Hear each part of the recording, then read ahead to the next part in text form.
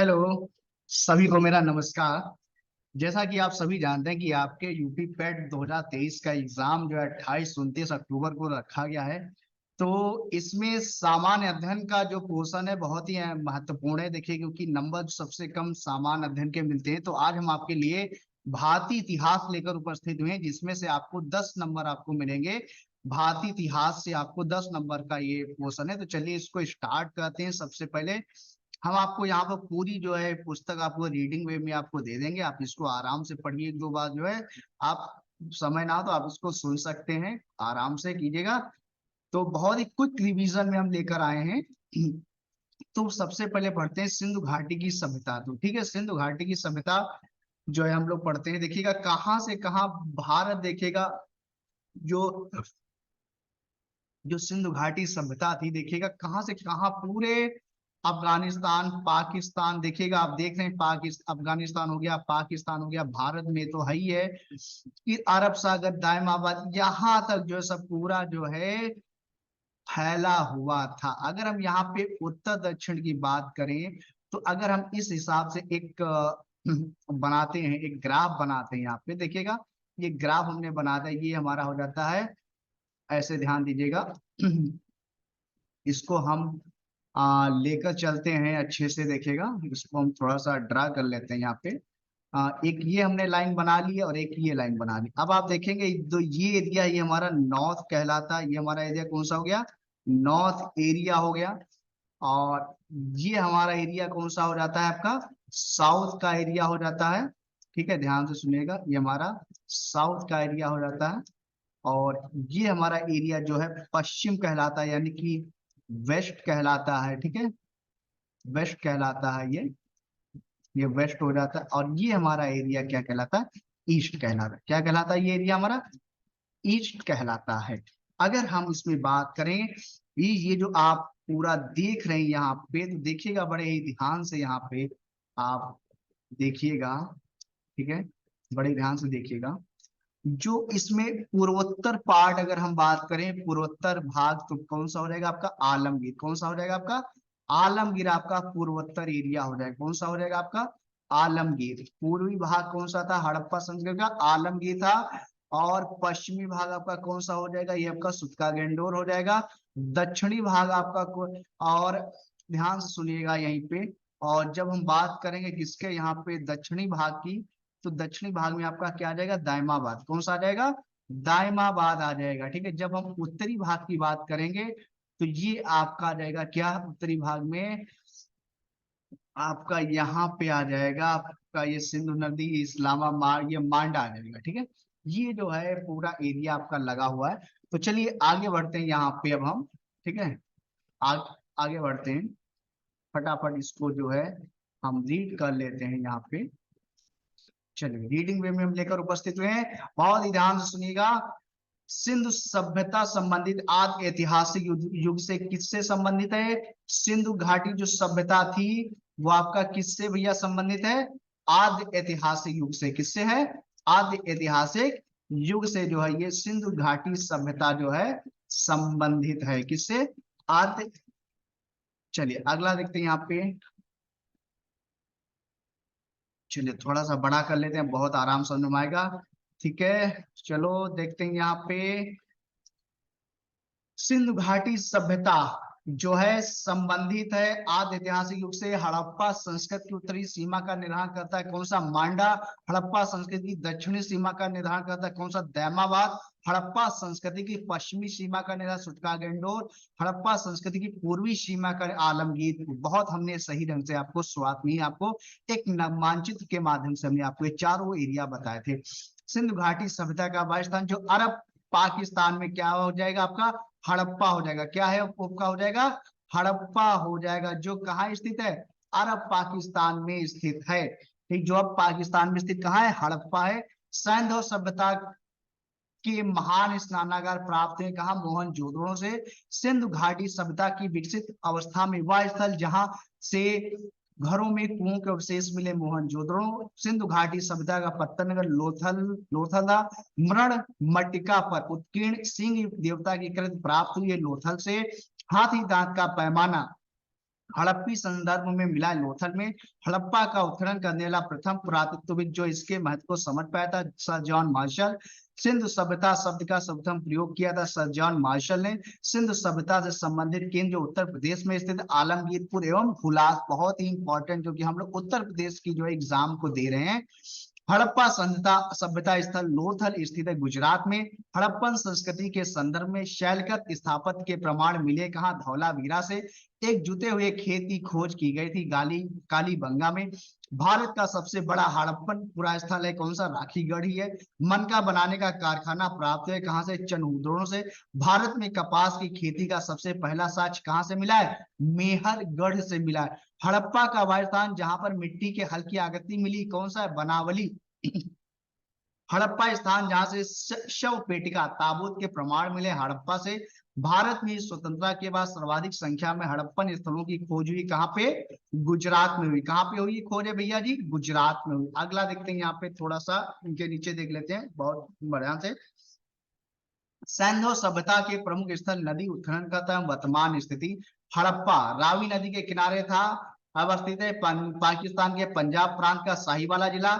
उत्खनन खाता दयाराम साहनी ने 1921 में, माधव स्वरूप बस ने 1926 में, व्हीलर ने 1946 में किया था। मोहनजोदड़ो सिंधु नदी के किनारे है, पाकिस्तान के सिंध प्रांत का लड़काना जिला। राखालदास बनर्जी ने 1922 में उत्खनन किया, मैके ने 1927 में, और व्हीलर ने 1930 में मोहनजोदड़ो की खुदाई की। चनहूदड़ो जो सिंधु नदी के किनारे है, सिंध प्रांत पाकिस्तान, नवाब शाह जिला, मैके ने 1925 में खुदाई किया। एनी मजूमदार ने 1931 में खुदाई किया। कालीबंगन घग्गर नदी किनारे है, जो आपका राजस्थान, जो आपका कालीबंगन है वो घग्गर नदी किनारे है, राजस्थान का हनुमानगढ़ जिला है। अमलानंद घोष ने 1951 में खुदाई की। बीवी लाल एवं बी के थापर ने 1961 में खुदाई की। जो आपका कोट दीजिए सिंधु प्रांत में, सिंधु प्रांत का खैरपुर स्थान है, और फजल अहमद ने 1953 में इसकी खुदाई की। रंगपुर ध्यान दीजिएगा जो मादर नदी किनारे है, गुजरात का काठियावाड़ जिला है। रंगनाथ राव ने 1953 से 54 में इसकी खुदाई किया था। रोपड़ सतलज नदी किनारे है, पंजाब का रोपड़ जिला। यज्ञदत्त शर्मा ने 1953 से 56 में रोपड़ जिले की जो है रोपड़ स्थल की खुदाई किया था। लोथल भोगवा में है, गुजरात का अहमदाबाद जिला। रंगनाथ राव 1954 है। ये कैसा, एक पत्तन नगर भी था, कैसा था, पत्तन यानी कि बंदरगाह।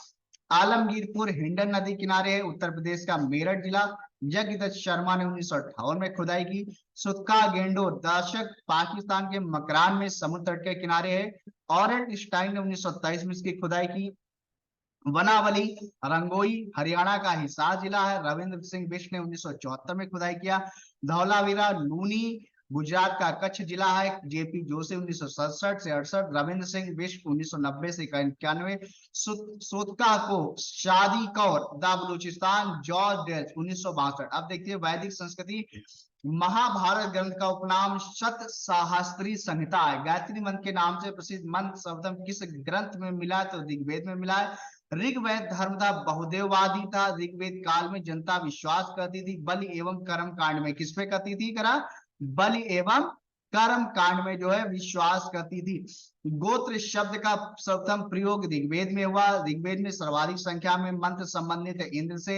सबसे प्राचीन वेद ऋग्वेद है, सबसे प्राचीन ऋग्वेद है। वह वैदिक ग्रंथ जिसमें वर्ण शब्द का सर्वप्रथम नामोल्लेख मिलता है ऋग्वेद है। ऋग्वेद में उल्लेखित यव शब्द जो जौ हेतु प्रयुक्त किया गया, वह नदी जिसके किनारे ऋग्वेद में उल्लेखित प्रसिद्ध 10 राजाओं का युद्ध लड़ा गया। 10 यानी कौन सा था, परुषणी नदी यानी कि रावी नदी था ये। ठीक है, ऋग वैदिक काल के प्रारंभ में महत्वपूर्ण मूल्यवान संपत्ति समझा था किसको, गाय को। यानी वहां उस समय जो है क्रय विक्रय करने के लिए गाय का उपयोग किया जाता है। वैदिक काल में किस जानवर को अघन्या माना जाता है, यानी गाय को। अघन्या शब्द का मतलब हुआ ना मारा जाने वाला, यानी कि जिसकी हत्या ना की जाए उसको अघन्या कहते हैं। वह वैदिक साहित्य जिसमें मोक्ष की चर्चा मिलती उपनिषद है। वैदिक देवताओं का गुरु बृहस्पति को। उत्तर वैदिक काल में आज संस्कृति का धुरी पूर्व पांचाल को समझा जाता था। वैदिक कर्मकांड में होता का संबंध ऋग्वेद से है। आरंभिक वैदिक साहित्य में सर्वाधिक बड़ी नदी सिंधु है। वह नदी जिसको ऋग्वेद में मातेत्मा, देवीत्मा एवं नदीत्मा कहते हैं, कौन सी थी, सरस्वती नदी थी, जो अब विलुप्त हो चुकी है। इसका ये सरस्वती जो है संगम बनाती कहाँ के, प्रयाग में। प्रयाग समझते हैं आप, इलाहाबाद में गंगा यमुना सरस्वती का संगम होता है प्रयाग में। शुक्ल यजुर्वेद की संहिता है, वाजस्नेही है, शतपथ ब्राह्मण में उल्लिखित राजा विदय माधव से संबंधित ऋषि गौतम राहुगण जिस ग्रंथ में पुरुष मेध का उल्लेख हुआ वह है शतपथ ब्राह्मण। गोपद ब्राह्मण संबंधित है अथर्ववेद से। आयुर्वेद अर्थात जीवन का विज्ञान का उल्लेख सर्वप्रथम मिलता है अथर्ववेद में। वह उपनिषद जिसमें पहली बार निराशावाद के तत्व दिखाई देते हैं मैत्रायणी में। भांति प्रतीक पर उत्कीर्ण सत्यमेव जयते मुंडकोपनिषद से लिया गया। जैन अवस्था ऋग्वेद में समानता है। जैन अवस्था संबंधित है ईरान से। प्राचीन भारत में शाखा से जाने जाते थे स्वर्ण आभूषण, ध्यान रखेगा। 14वीं सदी ईसा पूर्व का एक अभिलेख जिसमें वैदिक देवताओं का वर्णन है प्राप्त हुआ है बोगज कोई एशिया माइनस है। मनुस्मृति मुख्यतः संबंधित समाज व्यवस्था थे। वह उपनिषद जिसमें आध्यात्मिक ज्ञान के विषय में नचिकेता और यम का संवाद होता है किसमें, कठोपनिषद में मिला है। ऋग्वेद में वह नदी जिसका उल्लेख अफगानिस्तान के साथ आर्यों के संबंध का सूचक, उसका क्या नाम है, कुंभा नदी है। आर्य शब्द का शाब्दिक अर्थ क्या होता है, श्रेष्ठ होता है। आर्य यानी कि श्रेष्ठ, जो मनुष्यों में श्रेष्ठ है उसको क्या कहा गया है, आर्य कहा गया है। अगला देखते हैं यहाँ पे, अधर्यु का शब्द क्या था, यज्ञ करने वाला पुरोहित। उपनिषद काल के राजा अश्वपद शासक थे कैकेय राज्य के। भारत का प्रथम विधि निर्माता मनु को। कौशेय शब्द का प्रयोग रेशम के लिए किया गया। क्लासिकी संस्कृति में आई शब्द का अर्थ एक उत्तम व्यक्ति। इतिहास शब्द का उल्लेख मिलता है किसमें, अथर्ववेद में। साथ में ये भी सुनेगा, इतिहास के जनक किसको कहते हैं, हेरोडोटस को कहते हैं। ध्यान रखिएगा, किसको कहते हैं, हेरोडोटस को कहते हैं। अब बात करेंगे बौद्ध धर्म यानी गौतम बुद्ध जीवनी एवं शिक्षाएं। बुद्ध का जन्म हुआ था कहाँ, लुम्बिनी में। बुद्ध की मृत्यु जहां हुई थी वह स्थान अब उत्तर प्रदेश में है। बुद्ध के जीवन की वह घटना जिसको महाभिनिष्क्रमण के नाम से जाना जाता है, क्या होती थी वो, क्या था उसका नाम, ग्रह त्याग। क्या था उसका नाम, ग्रह त्याग था। गौतम बुद्ध ने अपना प्रथम प्रवचन दिया था, कहाँ दिया था बच्चा, सारनाथ में दिया था। कहाँ दिया था, सारनाथ में दिया था। बुद्ध के उपदेश संबंधित है आचरण की शुद्धता, किससे संबंधित है, आचरण की शुद्धता और पवित्रता से जो है बुद्ध के उपदेश क्या है, संबंधित है। भारतीय कला में बुद्ध के जीवन की किस घटना का चित्रण मृग सहित चक्र द्वारा हुआ है, प्रथम उपदेश यानी जिसको क्या कहते हैं, धर्म चक्र प्रवर्तन के नाम से जाना गया इनके प्रथम उपदेश को। ध्यान रखिएगा, धर्म चक्र प्रवर्तन कहाँ दिया गया था, सारनाथ में। बुद्ध ने सर्वाधिक उपदेश दिए थे कहाँ, श्रावस्ती में। बौद्ध संघ में, बौद्ध संघ में भिक्षुणी के रूप में स्त्रियों के प्रवेश की अनुमति बुद्ध द्वारा दी गई थी वैशाली में। बुद्ध के जीवन काल में बौद्ध संघ प्रमुख होना चाहता था कौन, देवदत्त। ध्यान रखिएगा, बौद्ध संघ में प्रथम जो भिक्षुणी के रूप में जो प्रथम महिला थी वो कौन थी, प्रजापति गौतमी थी। कौन थी वो, प्रजापति गौतमी थी। कौन थी वो, प्रजापति गौतमी, जो गौतम बुद्ध की क्या थी, मौसी थी। वो सबसे पहले बौद्ध धर्म में प्रथम महिला भिक्षुणी के रूप में जो है आई है। ठीक, ध्यान रखिएगा। बुद्ध के जीवन काल में बौद्ध संघ होना चाहता था कौन, देवदत्त। अब ध्यान रखिएगा, बौद्ध सभाएं बहुत इंपॉर्टेंट है, हर बार पूछी जाती हैं, बहुत इंपॉर्टेंट है। देखते हैं, प्रथम बौद्ध संघी 483 ईसा पूर्व राजगृह में हुई, महाकश्यप की अध्यक्षता में और अजातशत्रु के शासन काल में। द्वितीय बौद्ध संघी 383 ईसा पूर्व वैशाली में सभा कामी की अध्यक्षता में कालाशोक के शासन काल में हुई। तृतीय बौद्ध संघी 255 ईसा पूर्व पाटलिपुत्र में मुगल पुत्र तिष्य की अध्यक्षता में अशोक के शासन काल में हुई। चतुर्थ बौद्ध संगीत ईशा की प्रथम शताब्दी में कुंडलवन कश्मीर में हुई, वशमित्र और अश्वघोष की अध्यक्षता में और कनिष्क के शासन काल में हुई। ये 4 बौद्ध सभाएं हुई हैं। एक प्रश्न तो पूछा जाता है हर बार। त्रिपिटक है, बुद्ध के उपदेशों का संग्रह है। बौद्ध धर्म में तीर्थ इंगित करता है। बुद्ध धर्म संघ को प्रथम बौद्ध संगीत का आयोजन अजात शत्रु के कहा हुआ था, अजात शत्रु के शासन काल में हुआ था। प्रथम बौद्ध समिति का आयोजन अजातशत्रु के शासन काल में हुआ था। संसार अस्थिर और क्षणिक यह कथन संबंधित है बौद्ध धर्म से। बौद्ध धर्म तीव्र इंगित करता है बुद्ध धर्म और संघ को। किसको कहता है, बुद्ध धर्म और संघ को इंगित करता है। अगला देखते हैं, वह बौद्ध ग्रंथ जिसमें बौद्ध संघ जीवन के नियम प्राप्त होते हैं, विनय पिटक है। विदेशी राजा जिसने समुद्रगुप्त से अनुरोध किया था कि उसे भारत में बौद्ध विहार बनाने की अनुमति दी जाए, वह था मेघवर्मन था। बोध गया में महात्मा बुद्ध ने दो बंजारों को उपदेश देकर अपना उपासक बना लिया था। वे दो बंजारे थे, मल्लिक और तपस्वी थे। सप्तपर्णी गुफा राजगृह बिहार में है। विशुद्ध मग्ग नामक पुस्तक किस संप्रदाय से संबंधित है? हीनयान से संबंधित है। किससे संबंधित है आपका? हीनयान शून्यता के सिद्धांत का सर्वोत्तम प्रतिपादन नागार्जुन ने किया था। बौद्ध दार्शनिक कौन थे? वो नागार्जुन थे। उत्तर प्रदेश में बौद्ध एवं जैनियों दोनों की प्रसिद्ध तीर्थस्थली है, कौशाम्बी है। बौद्ध तथा जैन जैन दोनों ही धर्म विश्वास करते हैं कर्म तथा पुनर्जन्म के सिद्धांत में। अफगानिस्तान का बामियान प्रसिद्ध था बुद्ध प्रतिमा के लिए। वह काल जिसमें बुद्ध की खड़ी प्रतिमा बनाई गई कुषाण काल। विक्रमशिला विहार के संस्थापक धर्मपाल। कहाँ के स्तूप के खंड सारिपुत्र के अवशेष प्राप्त हैं? सांची के। वह बौद्ध पवित्र स्थल जो निरंजना नदी पर स्थित है, बोध गया। एशिया के ज्योतिपुंज के तौर पर गौतम बुद्ध को जाना जाता है, यानी कि light of Asia. Gautam Buddha के समय का प्रसिद्ध वैद्य जीवक जो है बिंबिसार के दरबार में रहता था। बुद्ध कौशाम्बी किसके राज्यकाल में आए थे? उदयन के। तिब्बत में बौद्ध धर्म के सुधार में महती भूमिका निभाने वाले उपाध्याय अतीश किस बिहार के प्रसिद्ध विद्वान थे? विक्रमशिला के थे। तीर्थंकरों का काल क्रमानुसार है, देखिए अभिनंदन, पद्म प्रभु, विमलनाथ, मुनि श्रवतनाथ। जैन धर्म के संस्थापक ऋषभ देव थे। महावीर स्वामी का जन्म कुंडलपुर में हुआ था। कुंडलवन कश्मीर। महावीर स्वामी को ज्ञानोदय प्राप्त हुआ। ऋषपालिका नदी के तट पर महावीर का प्रथम अनुयायी बना जामाल बना था।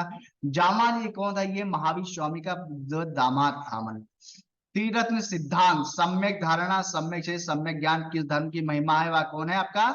जैन धर्म है। किस किस पे है वो? आपका जैन धर्म पे आधारित है। अगला देखते हैं यहाँ पे, आजीवक संप्रदाय के संस्थापक थे मक्खल गोशाल। प्रारंभिक जैन साहित्य किस भाषा में लिखा गया था? अर्धमागधी यापनी एक संप्रदाय था जैन धर्म का। तीर्थंकर शब्द संबंधित है जैन धर्म से। वह जैन सभा जिसमें अंतिम रूप से श्वेतांबर आगम का संपादन हुआ था पाटलिपुत्र में। प्रभास गिरि जिनका तीर्थ स्थल है वे हैं जैन है। वह धर्म जो विश्व विनाशकारी प्रलय की अवधारणा में विश्वास नहीं करता वह जैन धर्म है। जैनियों की पवित्र पुस्तकें कहलाती आगम सिद्धांत। वह दर्शन जिसने पुनर्जन्म के विश्वास को अस्वीकार कर दिया चारवाक थे मौर्यवंश सम्राट अशोक। प्रथम भारतीय साम्राज्य स्थापित किया था चंद्रगुप्त मौर्य ने। चंद्रगुप्त मौर्य और सिकंदर महान की भेंट का उल्लेख किया जस्टिन ने। जल की आवश्यकता को ध्यान में रखते हुए जिस प्रथम शासक ने गिरनार क्षेत्र में एक झील का निर्माण करवाया था वह था चंद्रगुप्त मौर्य था। अब ध्यान से सुनिएगा, झील का जो नाम था, ठीक है, जो गिरनार क्षेत्र में एक झील बनवाई गई थी उसको चंद्रगुप्त मौर्य के जो महामंत्री थे जिनका नाम था पुष्यगुप्त, उन्होंने बनवाया था। उस झील का क्या नाम था? सुदर्शन झील था। क्या उसका झील का नाम था? सुदर्शन झील था। सुदर्शन झील को चंद्रगुप्त मौर्य के, ध्यान रखिएगा, सुदर्शन झील को चंद्रगुप्त मौर्य के महामंत्री पुष्यगुप्त ने बनवाया था। ठीक है ना, इस चीज को जो है ध्यान आप रखिए। ओके, अगला देखते हैं अभिलेख जिससे यह प्रमाणित होता कि चंद्रगुप्त मौर्य का प्रभाव पश्चिम भारत पर था। रुद्रदामन का जूनागढ़ शिलालेख। कौटिल्य के साथ की पुस्तक शासन के सिद्धांतों की है। किसकी तुलना मैकियावेली के द प्रिंस से की जाती? कौटिल्य के अर्थशास्त्र की। राज्य के सप्तांग सिद्धांत के अनुसार राज्य का सातवां अंग था मित्र था। चाणक्य अपने बचपन में किस नाम से जाने जाते थे? विष्णुगुप्त।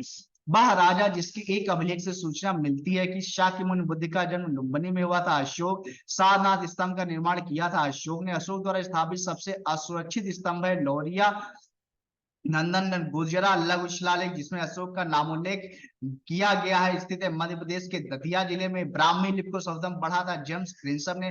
वह स्थान जहां प्राग अशोक ब्राह्मी लिपि का पता चला है कहाँ? अनुराधापुर में। कहा है आपका?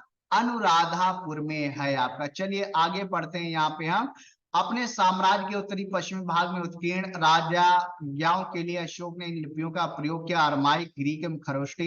इलाहाबाद में अशोक स्तंभ किस शासक के बारे में सूचना प्रदान करता है? समुद्रगुप्त। फाहियान भारत में आया था 399 एडी में। कलिंग युद्ध का विवरण ज्ञात होता है 13वें शिलालेख से। मौर्य मंत्रि परिषद में राजस्व इकट्ठा करने से संबंधित था समाहर्ता।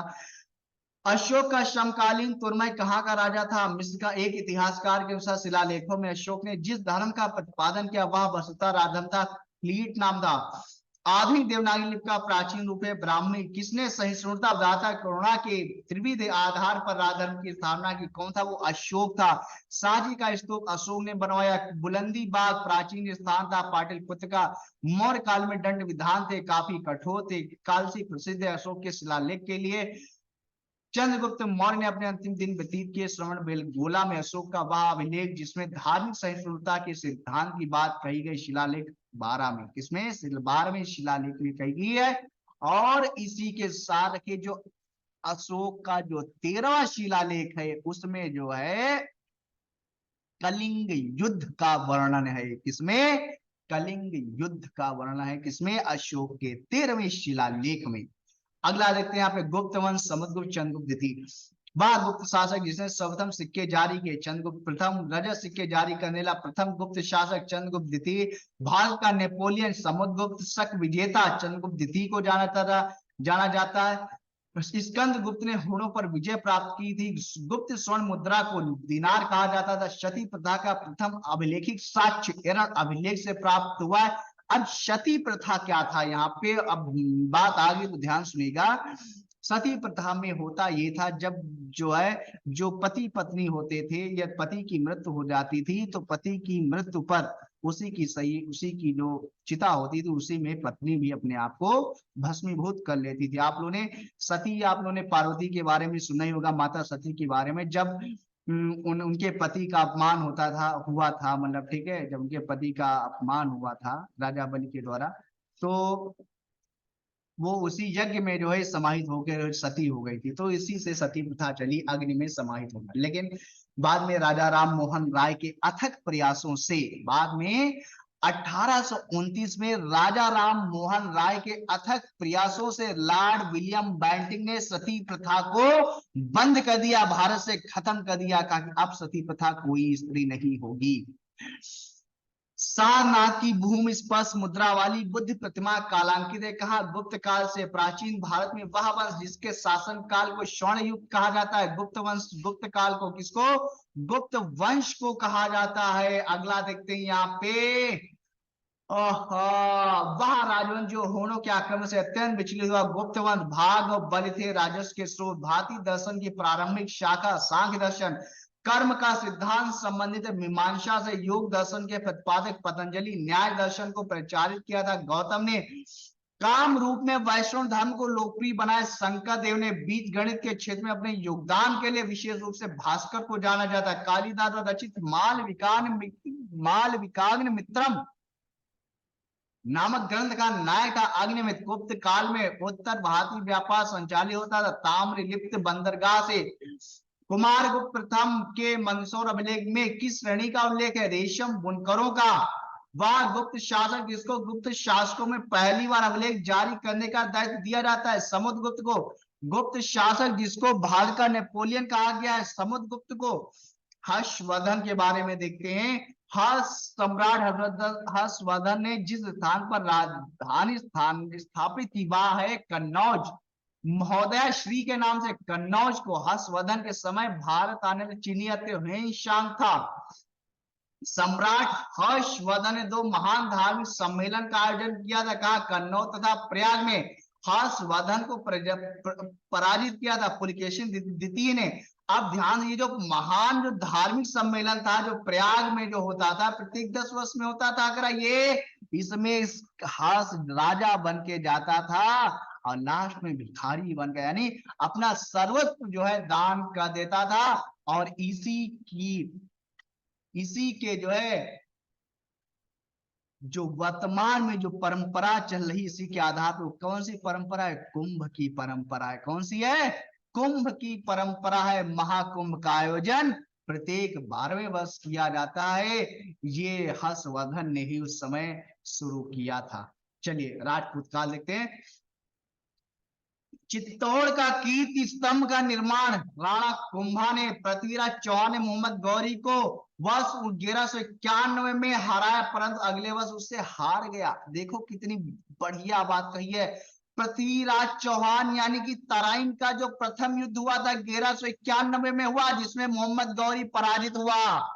मोहम्मद गौरी पृथ्वीराज चौहान ने मोहम्मद गौरी को जिंदा छोड़ दिया। बाद में 1192 के तराइन के द्वितीय युद्ध में मोहम्मद गौरी ने ऐसा नहीं किया। जब पृथ्वीराज चौहान पराजित हुआ तो उसने जिंदा नहीं छोड़ा, उसको मार गिराया। तो ये था एक भारतीयों में, कहा जाता है कि भारतीयों में जो है शुरुआत से जो है दया ममता होती, लेकिन जो विदेशी होते हैं, जो खासकर ये आक्रांता टाइप वाले लोग होते हैं, इनके अंदर कोई दया नहीं होती है। और दूसरी बात, पृथ्वीराज चौहान के साथ राजपूतों ने भी विश्वासघात कर दिया था, इसलिए और वो हार गए थे द्वितीय युद्ध में। तराइन का द्वितीय युद्ध 1192, प्रथम 1191, ध्यान रखेगा।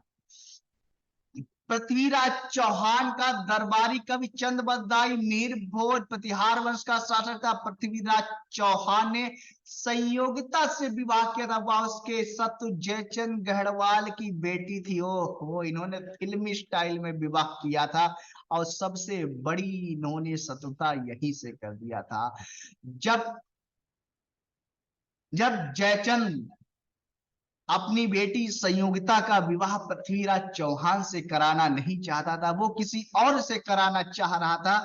मंडप सजा हुआ था, शादियां की तैयारी चल रही थी, दूल्हा दुल्हन बैठे थे शादी के मंडप में। वहां पे पृथ्वीराज चौहान आते हैं और संयोगिता को मंडप से उठा करके ले जाते हैं। अब तुम ही बताओ, किसी के बाप की बेटी को मंडप से आप उठा करके ले जाएंगे तो वो तो अपने आप को जो है तुम्हारा सबसे बड़ा शत्रु समझेगा कि नहीं समझेगा? वही हाल जयचंद ने किया, पृथ्वीराज चौहान को अपना सबसे बड़ा शत्रु उसी दिन से समझने लगा। लेकिन वो अकेला उसको पराजित नहीं कर पा रहा था, इसीलिए उसने मोहम्मद गौरी का सहारा लिया। किसका लिया सहारा? मोहम्मद गौरी का सहारा लिया। ने मोहम्मद गौरी के सामने शर्त रखी, पृथ्वीराज चौहान को तुम पराजित करोगे, मैं तुमको दिल्ली दे दूंगा। मोहम्मद गौरी के लिए रास्ता खोल दिया गया। मोहम्मद गौरी आया और पृथ्वीराज चौहान के साथ युद्ध लड़ा। पहला युद्ध में हार गया, दोबारा में जीत गया। अब बाद में लेकिन मोहम्मद गौरी उनसे भी ज्यादा चालाक निकला। उसने कहा जो अपने भारत का नहीं हो सका वो मेरा कभी नहीं हो सकता है, इसलिए उसने जयचंद को भी चंदावर के युद्ध में मार गिराया। समझ गए ना? जो अपनों का नहीं हो सकता वो दूसरे का तो कभी नहीं हो सकता। दूसरे वाले लोग केवल उसका फायदा ले सकते हैं, लेकिन फायदा होने के बाद उसको भी मार देंगे। यही अंग्रेजों ने किया। भारतीयों से भारत का भेज जाना, अब बाद में भेज जाने के बाद उन्हीं को टपका दिया, लाश कर दिया। समझ गए? चलिए अगले देते। पृथ्वीराज चौहान के पिता थे सोमेश्वर चौहान। 1191 में सुल्तान मोहम्मद गौरी को हराने वाले पृथ्वीराज तृतीय चहमान वंश के राजा थे। उस कवि का नाम बताइए जिसने पृथ्वीराज रासो नामक कविता लिखी। जिसे पृथ्वीराज चौहान के जीवन का कौन है? चंद बरदाई। कौन है? चंद बरदाई है। दो प्रमुख शहर चहमानों के नियंत्रण में थे, दिल्ली तथा अजमेर। कौन थे? दिल्ली तथा अजमेर थे। तराइन का प्रथम युद्ध 1191 में लड़ा गया। तराइन का युद्ध पृथ्वीराज चौहान मोहम्मद गौरी के बीच लड़ा गया। गोविंद चंद गढ़वाल की रानी कुमारी देवी का सार्थक जिन बिहार बनवाएगा कहा? सारनाथ में। अब बात करेंगे हम सल्तनत काल की। अब सल्तनत काल क्या था, थोड़ा सा प्रकाश डालेंगे इस पर भी। तो सल्तनत काल जब मोहम्मद गौरी अपना जीत गया सब कुछ, तो जाते जाते उसने जो है अपना गुलाम था, उसका एक नाम था जिसका कुतुबुद्दीन ऐबक। क्या नाम था उसका? कुतुबुद्दीन ऐबक नाम था उसका। उसको जो है वो भारत में छोड़ गया दिल्ली पे अपने गुलाम के रूप में, कि तुम यहाँ पर मेरी तरफ से शासन करो। और इसीलिए सल्तनत काल को गुलाम वंश के भी नाम से जाना जाता है, मामूलक वंश के भी नाम से जाना जाता है। तीन नाम हो गए इसके, पहला सल्तनत काल, दूसरा गुलाम वंश, तीसरा मामूलक वंश। और इसकी स्थापना कुतुबुद्दीन ऐबक ने किया था। ध्यान रखिएगा, किसने किया? कुतुबुद्दीन ऐबक। चलिए आगे पढ़ते हैं। सल्तनत काल के अधिकांश अमीर एवं सुल्तान किस वर्ग के थे? तुर्क के थे। सल्तनत काल में भूमि को नापने के लिए मसाहत का शब्द का प्रयोग होता था। सल्तनत काल में सैन्य विभाग के अध्यक्ष को कहा जाता था आरिज ए मुमालिक। भारतीय इतिहास में सल्तनत काल के नाम से जाना जाने वाला काल है 1206 ईस्वी से 1526 ईस्वी तक। मंगोल आक्रमणकारी चंगेज खां भारत की उत्तर पश्चिम सीमा पर किसके काल में आया था? इल्तुतमिश।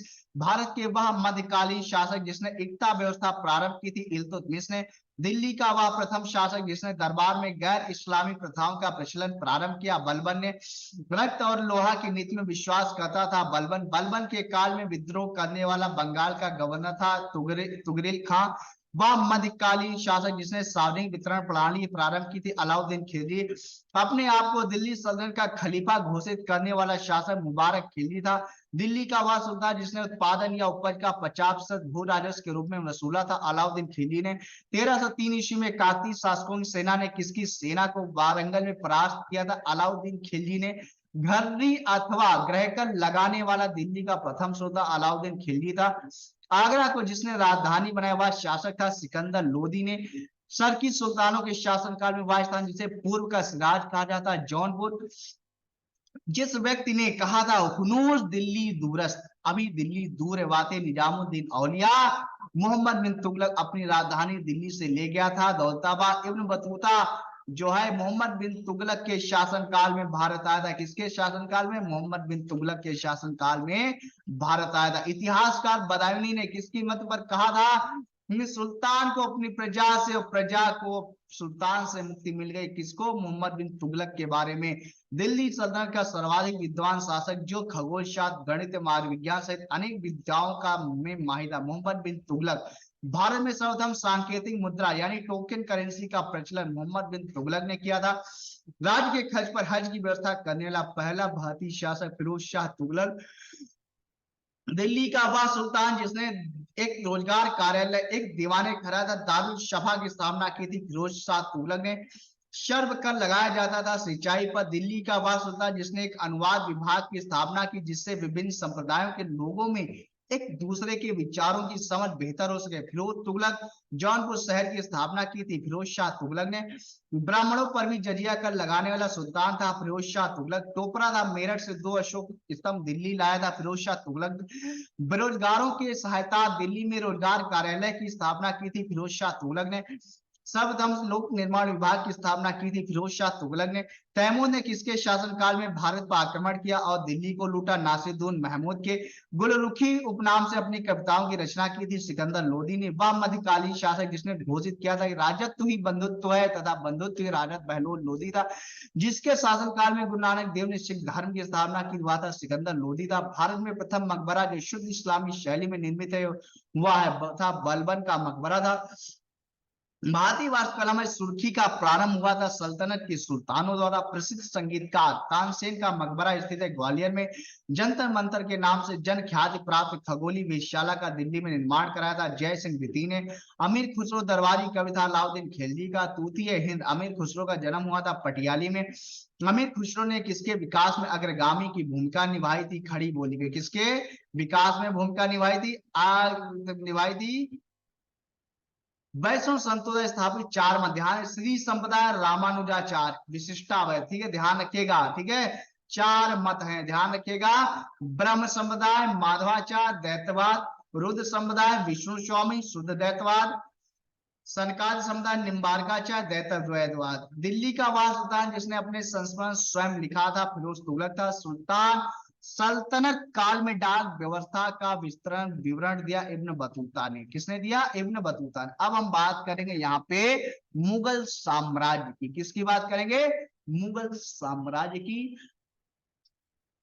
तो मुगल साम्राज्य की नींव कहां से पड़ती, थोड़ा सा देखते हैं। तो मुगल साम्राज्य की नींव कहां से पड़ती है, देखते हैं।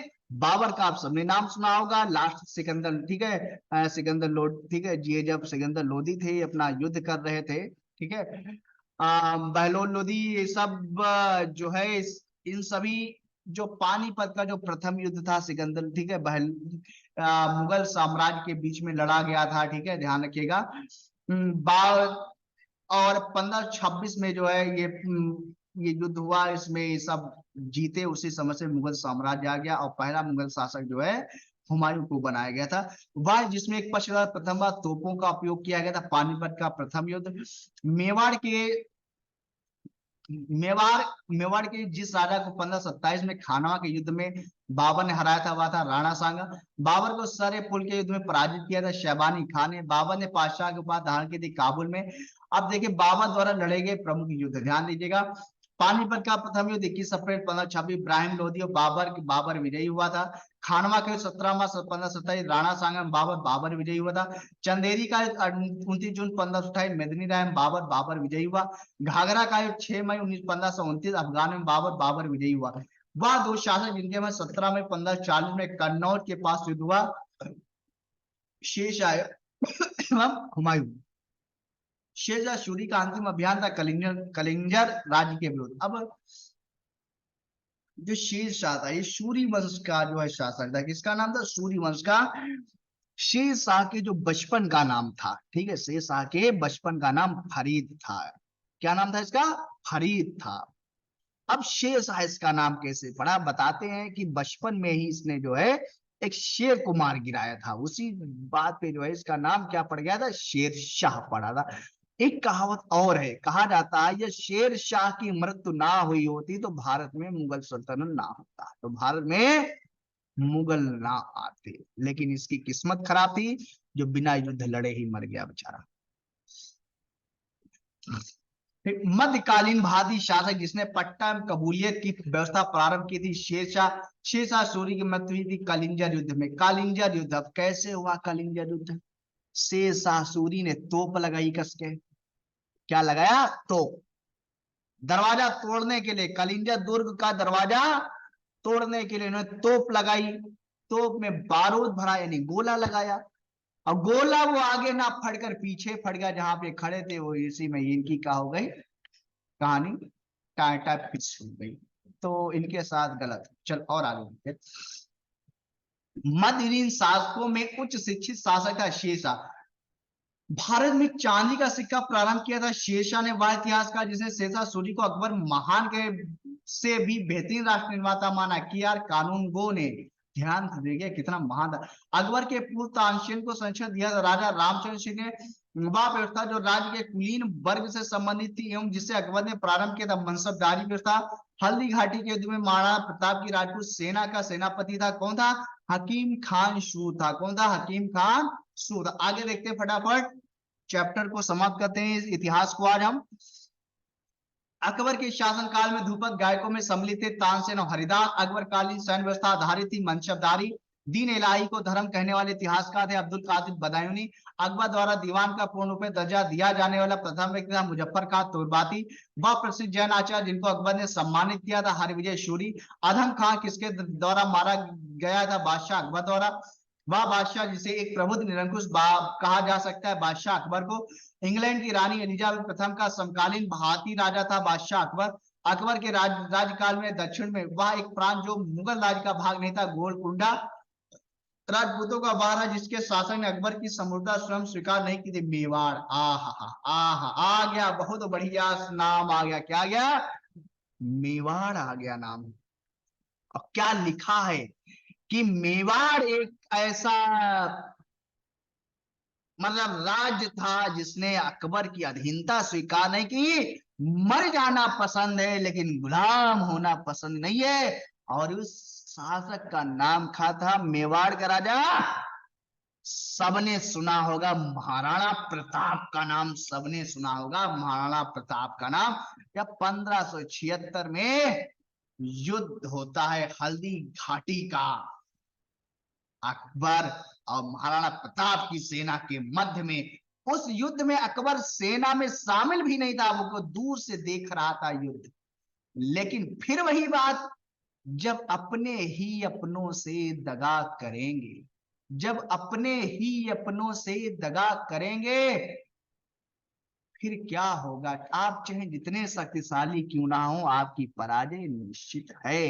यही हाल हुआ महाराणा प्रताप के विशाल। राजपूतों ने दगा किया, नतीजा महाराणा प्रताप हार गए। अधीनता स्वीकार नहीं गई।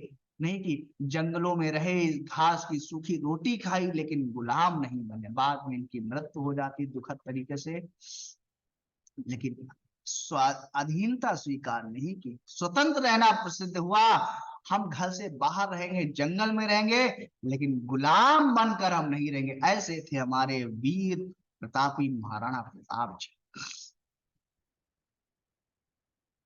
अकबर ने सर्वप्रथम वैवाहिक संबंध राजपूतों के जिस वंश से स्थापित किए थे वह था कछवाहों। चांद बीबी जो अकबर के विरुद्ध बहादुरी से लड़ी थी वह थी बीजापुर की महारानी। दक्कन का वह राज्य जो अकबर द्वारा विजित किया गया था अहमदनगर। मुगल बादशाह जहांगीर की पत्नी नूरजहां का वास्तविक नाम मेहरुन्निसा था। जहांगीर ने जिसे नादिर उस जमा की पदवी प्रदान की वह अबुल हसन थे। वह शासक जिसने सिख गुरु का सिख कलम करवाया था जहांगीर थे। जहांगीर के विरुद्ध विद्रोह किया था खुर्रम महाबत खां खुसरो ने। जहांगीर के दरबार में ब्रिटिश शासक जेम्स प्रथम का राजदूत था, कौन था? विलियम हॉकिंस थे। कौन थे? विलियम हॉकिंस आया था। ब्रिटिश राजदूत के रूप में सर थॉमस रो भारत आया था जहांगीर के शासनकाल में। जहांगीर ने थॉमस रो को वहां मिलने का अवसर दिया था। अजमेर में वह कला जिसको जहांगीर ने संरक्षण दिया था, चित्रकला। मुगल सम्राट जहांगीर ने इंग्लिश खान की उपाधि दी थी विलियम हॉकिंस को। मुगल सम्राट जिसने तंबाकू के प्रयोग पर निषेध लगाया था जहांगीर ने। वह सिख गुरु जिसने विद्रोही राजकुमार खुसरो की सहायता की थी, कौन था? गुरु अर्जुन देव। अब ये देखो, अब बड़े ध्यान से देखना, मुगल कितने क्रूर थे। उनके लिए हरामी शब्द भी कह लो वो भी बेकार था। उससे ज्यादा कुत्ते थे मुगल लोग यार। अब अगर गुरु अर्जुन देव ये सिखों के गुरु थे, इन्होंने अगर किसी की जान बचाई, अपने में शरणागत किया, तो जहांगीर इतना बौखला गया, इतना पागल हो गया कि उसने गुरु अर्जुन देव को मृत्युदंड दे दिया। मतलब इतना पागल हो गया वो जहांगीर की उसने सिखों के गुरु को मृत्युदंड दे दिया। अब तुम इससे अनुमान लगा सकते हो मुगल कितने कुत्ते थे साले। इनको तो इन्होंने 1000 साल तक भारत पे शासन किया। कैसे किया आप देख रहे हैं, मैं इतिहास आपके सामने पढ़ रहा हूं। हर बार में केवल जयचंद जैसे लोगों की वजह से इन्होंने 1000 साल तक शासन किया है भारत पे, केवल सिर्फ और सिर्फ जयचंदों की वजह से। आज आज के समय में भी जयचंदों की वजह से भारत जब जब पस्त होता है तो जयचंदों की वजह से पस्त होता है। आज के समय में भी जब व्यक्ति किसी से हारता है तो अपनों की वजह से वो हारता है। वहां पे यदि अपने उसके साथ में खड़े रहे तो वो कभी ना हारे, कभी ना हारे। चलिए आगे देखते हैं। एक डच पर्यटक, कौन सा था? डच पर्यटक, जिसने जहांगीर के शासन काल का मूल्यवान विवरण दिया वह था फ्रांसिस्को पेल्सर्ट। मुगल सेना में चिकित्सक नियुक्त किया गया था वर्नियर को। बादशाह शाहजहां को सुप्रसिद्ध हीरा कोहिनूर भेंट किया था मीर जुमला ने। कि किसे शाहजहां ने शाह बुलंद इकबाल की पदवी दी थी? दारा शिकोह को। वह सम्राट जिसने अपनी राजधानी आगरा से दिल्ली स्थानांतरित की थी शाहजहां था। जिंदा पीर के नाम से औरंगजेब। अब ये देखो एक आ गया औरंगजेब आ गया, कौन आ गया? कमीना औरंगजेब आ गया। ये अपने आप को जिंदा पीर कहता था। जिंदा पीर का मतलब समझते हैं? यानी भगवान का दिया हुआ एक अवतार। यानी मैं ही भगवान हूं इस धरती पे, हमें जिंदा पीर समझिए। अरे यार तुम्हारा क्या थे। लेकिन वही चीज जब जयचंद बैठे थे तो तुम लोगों ने शासन कर लिया, वरना तो तुम्हारी औकात तो थी नहीं भारत में। लेकिन वही चीज जयचंद की वजह से हो गया। दारा शिकोह को जिस स्थान पर दफना गया वह है दिल्ली। मुगल सेना में सबसे अधिक राजपूत मराठा सेनापतियों को रखा था औरंगजेब ने।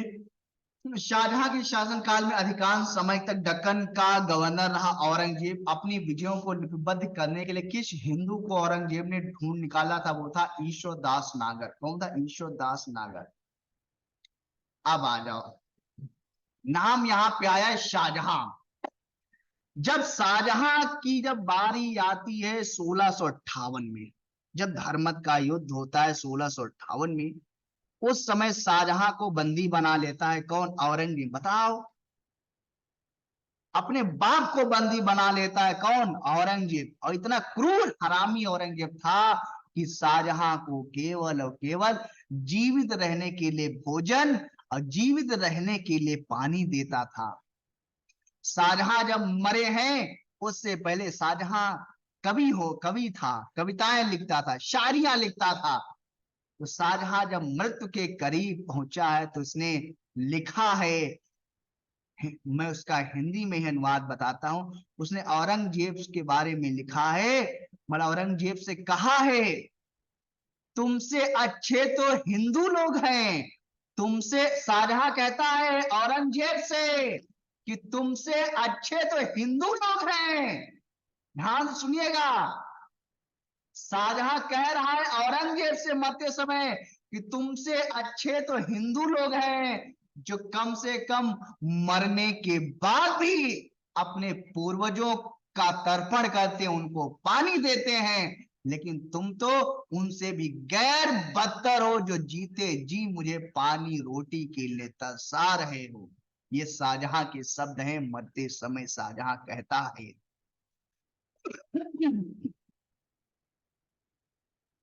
अपनी विजयों को लिपिबद्ध करने के लिए किस हिंदू को औरंगजेब ने ढूंढ निकाला था? ईश्वर दास नागर को।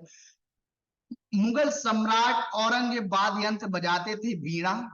वह मुगल बादशाह जिसका दोबारा सिंहासनोत्तरण हुआ था औरंगजेब। औरंगजेब ने दक्षिण में जिन दो राज्यों को विजित किया था, बीजापुर एवं गोलकुंडा। अब थोड़ा यहाँ पे कुछ देखते हैं, ये कुछ राज्य हैं, बहमनी राज्य। बीजापुर आदिल शाही वंश के थे, संस्थापक यूसुफ आदिल शाह 1489। अहमदनगर निजाम शाही मलिक अहमद 1490।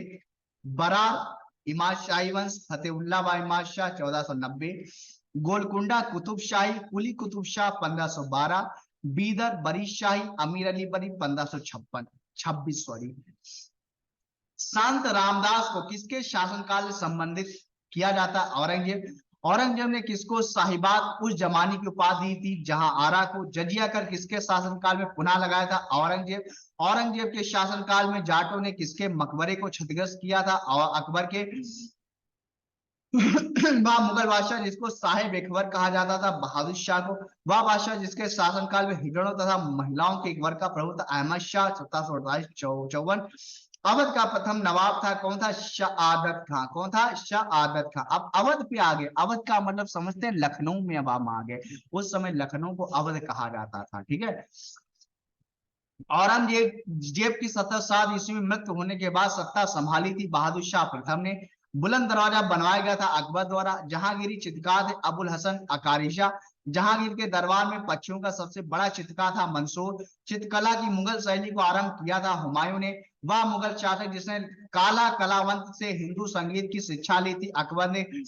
शेरशाह का मकबरा स्थित है सासाराम के बिहार में। दिल्ली के लाल किले मोती मस्जिद का निर्माण औरंगजेब ने करवाया था। प्रसिद्ध तानसेन का मकबरा ग्वालियर में है। किसने अपने बादशाह पद हुमायूं के लिए मकबरे का निर्माण किया था? हाजी बेगम ने। वह मकबरा जो जो द्वितीय ताजमहल कहलाता, रबिया उद दौरानी का मकबरा। दिल्ली के पुराना किला के वर्तमान स्वरूप का निर्माण शेरशाह सूरी ने करवाया था, ध्यान रखिएगा। फतेहपुर सीकरी में बादशाह अकबर ने निर्मित किया था पंचमहल। महाभारत के फारसी अनुवाद का शीर्षक है रज्मनामा। वह मुगल बादशाह जिसने अपनी आत्मकथा फारसी में लिखी थी। जहांगीर। रामायण का फारसी भाषा में अनुवाद किया था अब्दुल कादिर बदायूनी ने। मुगल बादशाहजादियों में से किसने हुमायूंनामा लिखा था? गुलबदन बेगम ने। अनवार सुहैली नामक ग्रंथ किसका अनुवाद? पंचतंत्र का। शाहजहां के शासन काल का राजकवि था कलीम। हितोपदेश का फारसी में अनुवाद किया था ताजुल माली ने। हिंदू धर्म ग्रंथों का अध्ययन करने वाला प्रथम मुस्लिम था दारा शिको। मुगलों की राज की भाषा थी फारसी। बाबर नामा का अंग्रेजी में अनुवाद किया लेडेन और अश्किन ने। कालिदास के नाटक विज्ञान शाकुंतलम का सर्वप्रथम एक यूरोपीय भाषा में अनुवाद किया था विलियम जोन्स ने। कश्मीर के शासक जैनुल आबदीन का वास्तविक नाम था शाहिद खान था। जौनपुर राज्य का अंतिम शासक था हुसैन शाह। मुगल शाह प्रशासनिक शब्दावली में माल प्रतिनिधित्व करता भू राजस्व को। बंदा बहादुर का मूल नाम था लक्ष्मण देव। क्या नाम था? लक्ष्मण देव था बंदा बहादुर का मूल नाम। अगला देखते हैं, रुहेला सरदार अहमद शाह अब्दाली का विश्वास पाता नजीब खान। गाजीउद्दीन हैदर के काल में लिखी गई पुस्तक हो कुल्लुम है प्रशासनिक सुधारों की पुस्तक। सुजाउद्दौला का मकबरा स्थित है फैजाबाद अयोध्या में। होयसलों की प्राचीन राजधानी द्वार समुद्र का वर्तमान नाम है हैदराबाद। पंजाब में अमृतसर नगर को स्थापित किया गया था गुरु रामदास ने। मुगल शासन ने तांबे का सिक्का कहलाता था दाम। मुगलों ने नवरोज का त्योहार लिया था पारसियों से। मुगल कालीन भारत में राज्य की आय का प्रमुख स्रोत था भूराजस्व। मुगल काल में मौलिक था एक जहाज। हैदराबाद के स्वतंत्र राज्य का संस्थापक चिन किलिच खां था। भारत का वह स्थान जहां पर पुर्तगालियों ने प्रथम दुर्ग का निर्माण किया था कोचीन। मध्यकालीन भारत के मुगल शासक बसता थे चगताई तुर्क थे। वह समाज जिसके कारण नांदेड़ गुरुद्वारा सिखों द्वारा पवित्र माना जाता है। गुरु गोविंद सिंह के मुगल काल में करोड़ी थे, भू राजस्व अधिकारी थे। मराठा में देखते हैं हम, मराठों की कराधान प्रणाली से संबंधित युग में 14 स्वदेशमुखी मुगल साम्राज्य के पतन के बाद सबसे शक्तिशाली देशज शक्ति के रूप में उभरे थे मराठा। सुरक्षा के लिए मराठों के राजस्व के दावों को जाना जाता है चौथ नाम से। शिवाजी के साम्राज्य की राजधानी अवस्थित थी रायगढ़। मराठा रानियों में जिसने 1700 ईस्वी से आगे मुगल साम्राज्य के विरुद्ध संघर्ष का नेतृत्व किया था वह थी ताराबाई।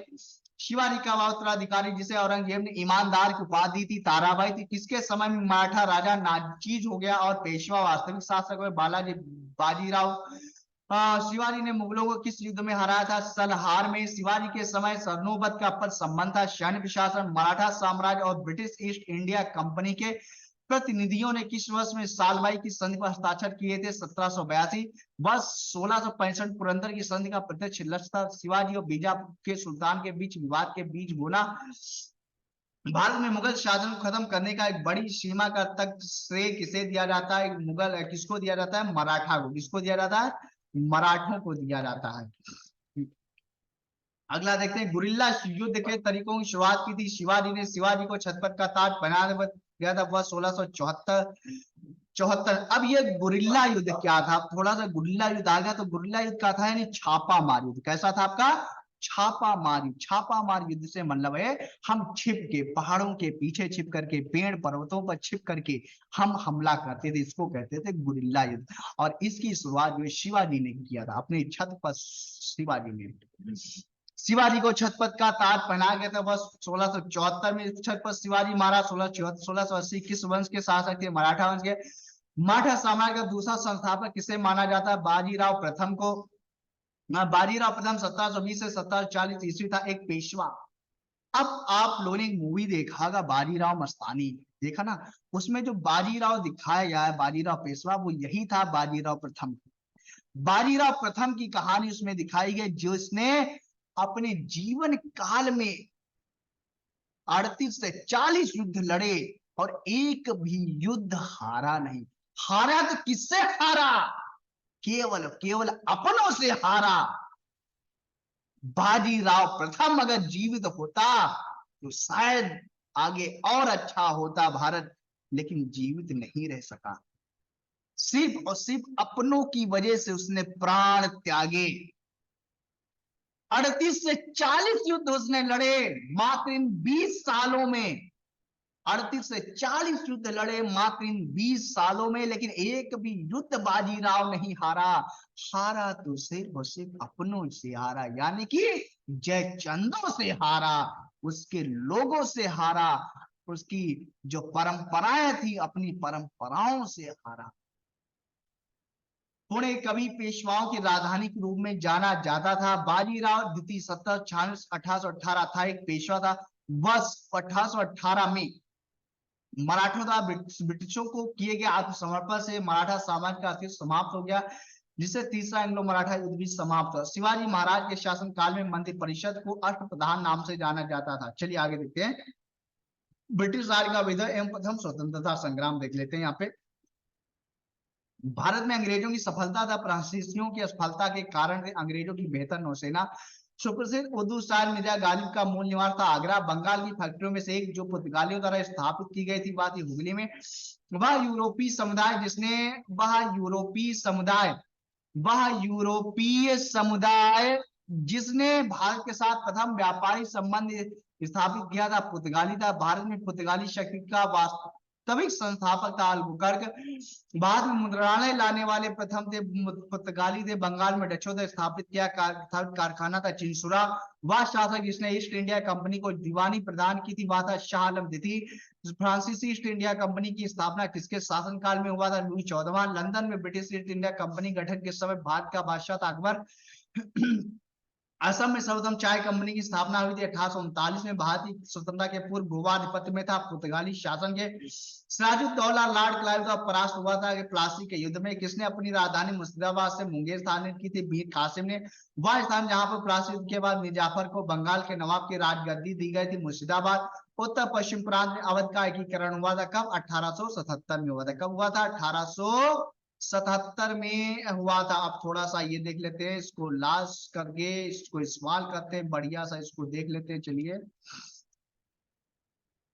अंग्रेजी शासन के विरुद्ध महत्वपूर्ण आंदोलन देखना हमें यहाँ पे, क्या देखना हमको यहाँ पे? महत्वपूर्ण आंदोलन देखने हमको यहाँ पे। ठीक है, तो थोड़ा सा हम इसको करेंगे। हाँ, इसको हम 250 कर लेते हैं, हाँ इतने पे हम कर लेते हैं। चलिए, चलिए आगे देखते हैं यहाँ पे।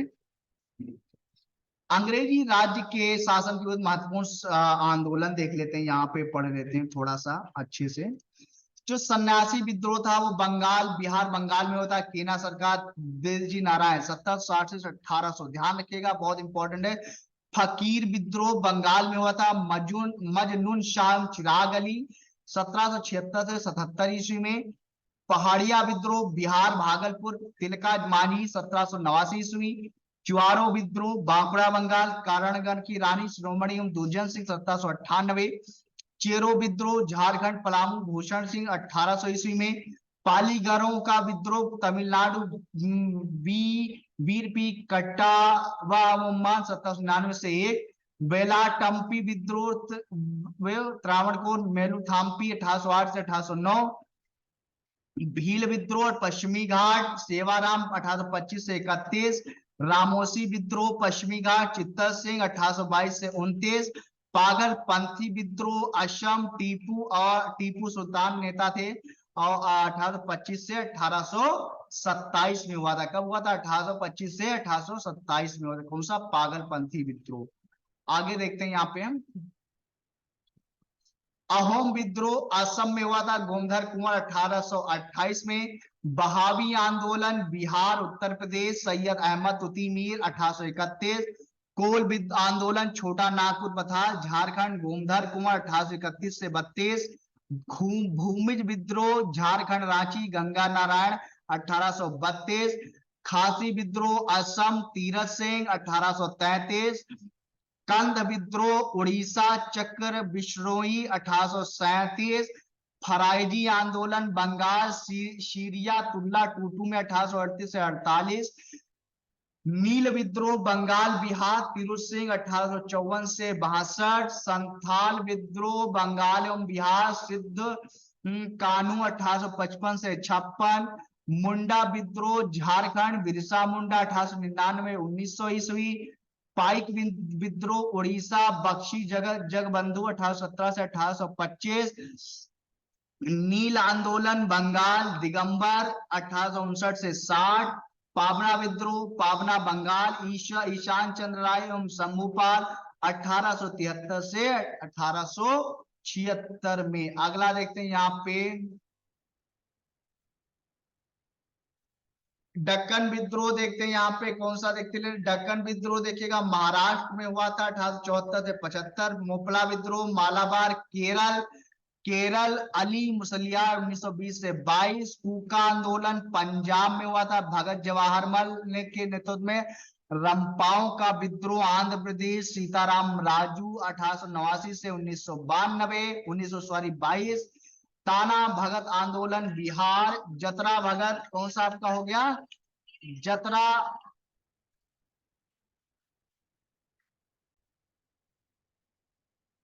तेभागा आंदोलन बंगाल में हुआ था, कंपाराम सिंह एवं भवन सिंह के नेतृत्व में, 1946 में। तेलंगाना आंदोलन आंध्र प्रदेश में हुआ था, 1946 ईस्वी में। ये कुछ साथी आंदोलन थे। अब इन आंदोलन के बाद भी थोड़ा कुछ और हम देख लेते हैं। चलिए, फिर से हम अपने उसी फीस स्तर पे आ जाते हैं, जहां पे हम लोग थे पहले से।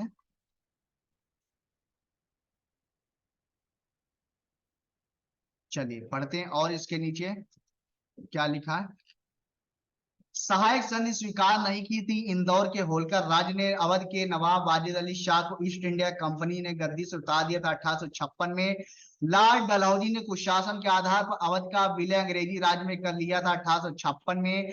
रिंग फेस आप समझ रहे ना?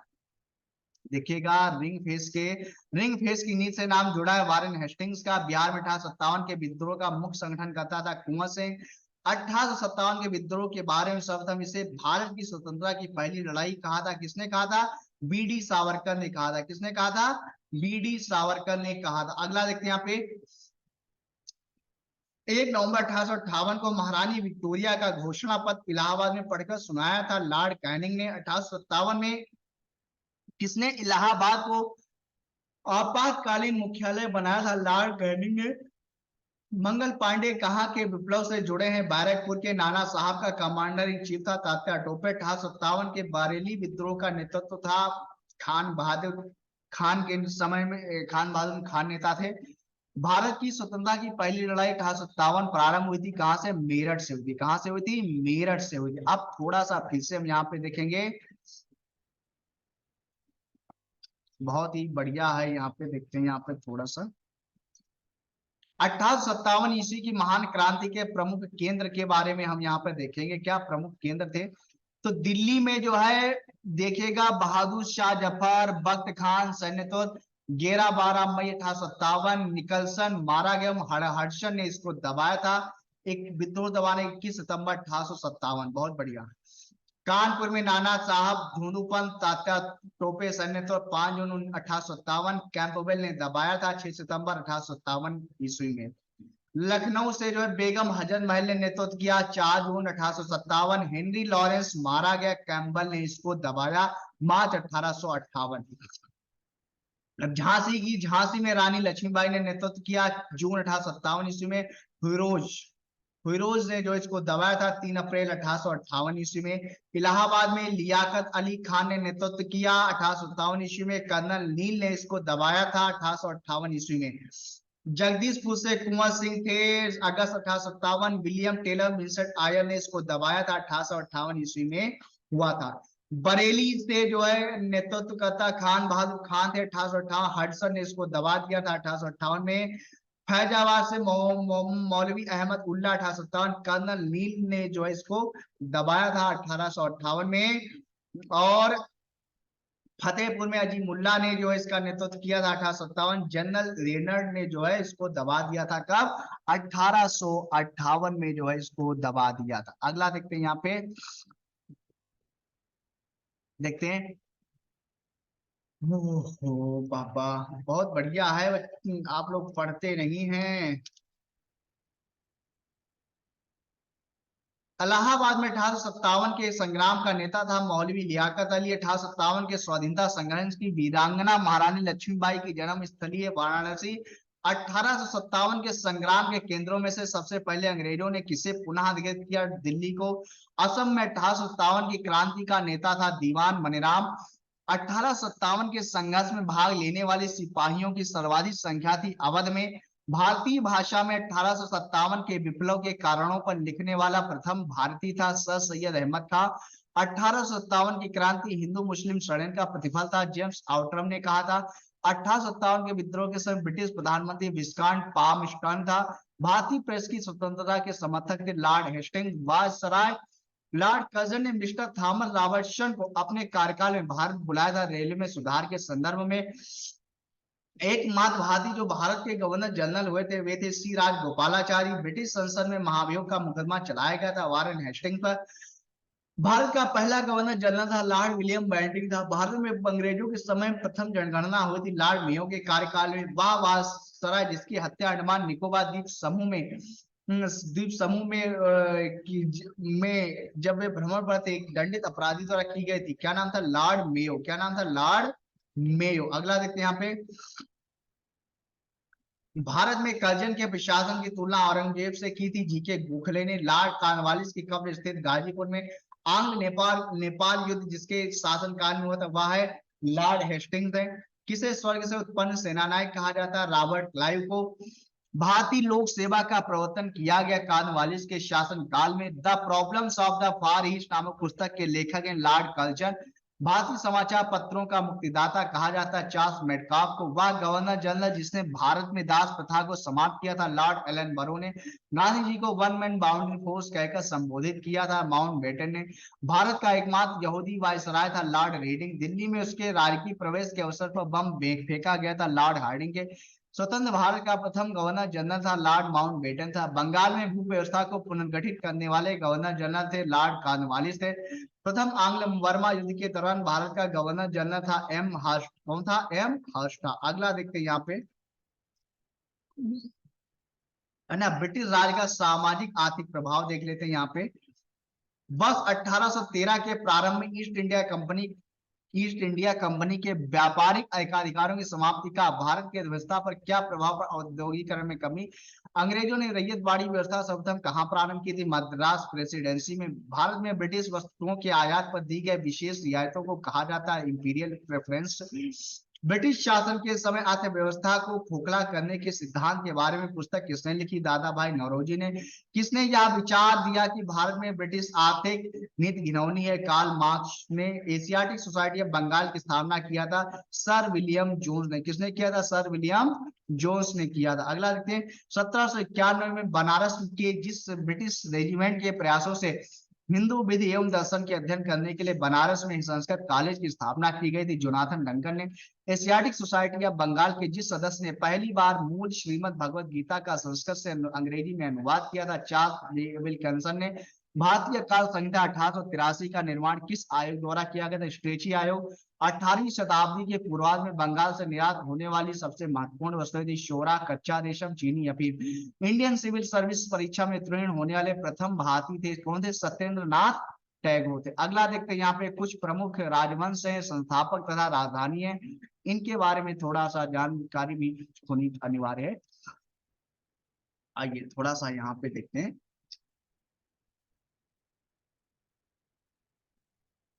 जैसे हम देख लेते हैं यहाँ पे जो आपके हर्यक वंश हैं,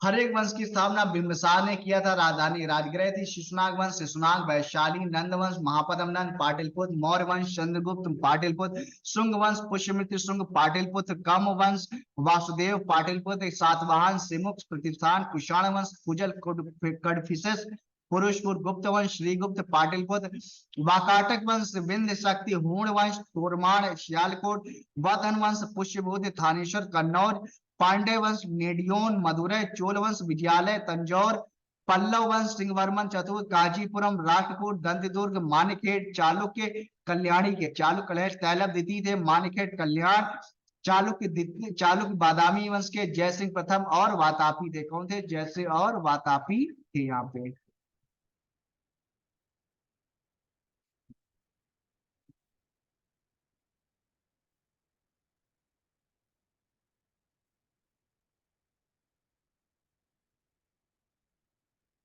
अगला देखते हैं यहाँ पे हम,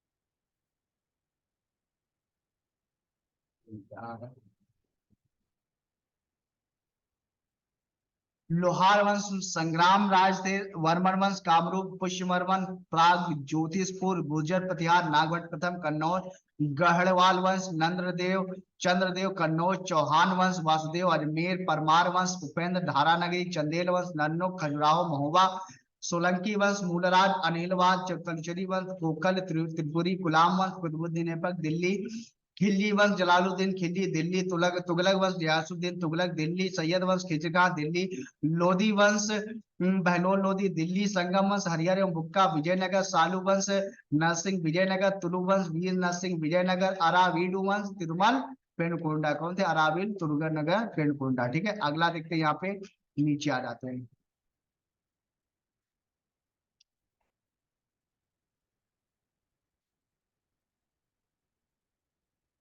चालुक्य बेंगी विष्णुवर्धन, होयसल वंश विष्णुवर्धन, यादव वंश भिल्लभ, चालुक्य वंश बेंगी विष्णुवर्धन, बेंगी होयसल वंश विष्णुवर्धन, द्वाल समुद्र यादव वंश, भिल्लभ पंचम, देवगिरी कदम्ब वंश, मयूर शर्मन वनवासी, काकती वंश, भीटा प्रथम, अमकोंड गंग वंश, ब्रजहत पंचम, कुबलाल कुबलाल व तलकाड़, पाल वंश, गोपाल, मुंगेर, सेन वंश, सामंत सेन, लखनौती, कारकेट, कारकोट वंश, दुर्लभ वर्धन, उत्पल वंश, अवंति वर्धन, अवंति वर्मन। इसमें देख लेते हैं यहाँ पे बहमनी वंश, हसन गंगू, गुलबर्गा, बीदर, आदिल शाही व आदिल शाह, बीजापुर, निजाम शाही, मलिक अहमद, अहमदनगर, इमाज शाही, फतेहुल्ला, इमाज शाह, बरार, कुतुब शाही, अली कुली, कुतुब शाह, गोलकुंडा, बरीद शाही, आमिर अली, बरीद, बीदर, सरफी, सरकी वंश, मलिक सरवर, जौनपुर, मुगल वंश, बाबर, दिल्ली, आगरा, भोसले वंश, शिवाजी, रायगढ़, हैदराबाद के स्वतंत्र राज, निजाम उल मुल्क हैदराबाद। चलिए अब थोड़ा सा देखते हैं महाजनपदों का उदय, देख लेते हैं, ध्यान से सुनिएगा। यहाँ पे अंग राज्य की राजधानी चंपा थी, भागलपुर, मुंगेर बिहार, मगध, गिरिब्रज, राजगृह, पटना गया बिहार, काशी, वाराणसी, काशी के आसपास उत्तर प्रदेश, बस कौशाम्बी इलाहाबाद के आसपास उत्तर प्रदेश, बज्र की राजधानी वैशाली, विदेह मिथिला, वैशाली मुजफ्फरपुर दरभंगा के आसपास का क्षेत्र, कौशल की राजधानी श्रावस्ती फैजाबाद गोंडा बहराइच उत्तर प्रदेश, अवंती उज्जैन महेश्वरी मालवा मध्य प्रदेश, मल्ल कुशावती देवरिया बस्ती गोरखपुर उत्तर प्रदेश, पंचाल अहिछत्र काम्पिल बरेली बदायूं फर्रुखाबाद उत्तर प्रदेश, चेद शक्तिमती बुंदेलखंड उत्तर प्रदेश, कुरु इंद्रप्रस्थ आधुनिक दिल्ली मेरठ एवं हरियाणा के कुछ क्षेत्र, मत्स्य विराटनगर, जयपुर, अलवर, भरतपुर राजस्थान के आसपास के क्षेत्र, कंबोज, हाटक, राजौरी एवं हजारा क्षेत्र, सूरसेन, मथुरा, मथुरा उत्तर प्रदेश, अश्मक, कोटली, पोतन, गोदावरी नदी क्षेत्र दक्षिण भारत का एकमात्र जनपद, ध्यान रखिएगा अश्मक, बहुत इंपॉर्टेंट प्रश्न है अश्मक, गोदावरी दक्षिण भारत का एकमात्र, गांधार, तक्षशिला, रावलपिंडी एवं पेशावर, संगम युग के बारे में देखते हैं। प्रथम संघ 4440 वर्ष पूर्व मदुरा समुद्र में विलीन हो चुका है। अगस्त अगस्त संकलित महत्वपूर्ण ग्रंथ क्या था? अकट्टियम परिपदाल, मधुनारे, मुटकुरुक्कु तथा कलार, तथा कलार आवरे, कोई भी इनमें उपलब्ध नहीं है। दूसरा संगम 3700 वर्ष पूर्व हुआ था, कपाटपुरम अलवाई समुद्र में विलीन, ये भी हो चुका है। अगस्त तोलकापियम तमिल व्याकरण रचना का तोलकापिया संगम, तीसरा संगम 1850 वर्ष पूर्व मदुरा में, और नकीरत नेदुन थोके करुण थोके नत्र नहीं एक एंकुरु भूर परिपादल परिपादल पुथु वरी परिसय तथा आदि।